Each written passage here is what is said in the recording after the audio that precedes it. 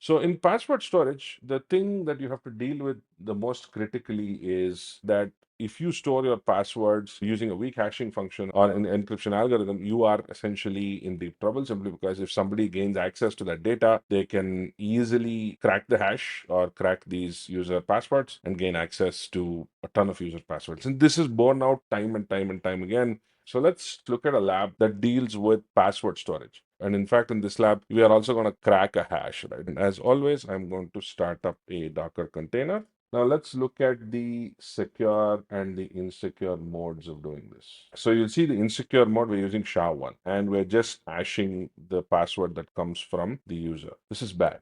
One, it's bad because we're using SHA-1. Two, it's because we're using SHA-1 without any kind of a salt. And salts, they add a little bit of randomness to the password hash, and that's ideal. But even then, it's not a good idea to use a salted, just simple hash to protect your password. So we have our application. This is running as a REST API, which means that we're going to interact with it with curl. And we're using bcrypt with bcrypt password encoder, and we're using the Spring Security framework. Now, bcrypt password encoder by default uses decrypt strong hashing function, which is good.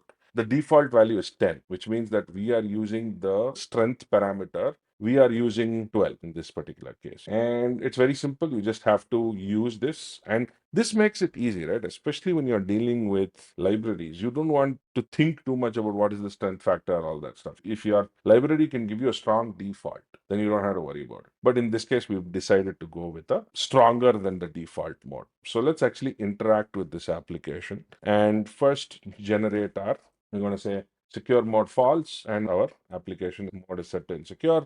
Let's actually sign up. So saying John, password, secret password, sign up. And this is going to give us a SHA-256 hash. So this hash is obviously not great. And how do we prove that? When you run this on CrackStation, you see it's literally in a matter of fraction of a second that you can see that CrackStation has been able to crack your password with the term secret password, which is really, really bad, obviously. But now let's go ahead and change it to secure mode and use the same password. And you'll see the password is now using bcrypt. It's a much harder password. It's very hard to crack. And in fact, this doesn't even have bcrypt cracking capabilities. So you'll see that this is not going to give you any result. It says unknown hash format. And yeah, even if you use cracking tools, it might take a really, really, really, really long time. So if you are dealing with passwords, definitely use key stretching with strong defaults rather than just using hashing functions.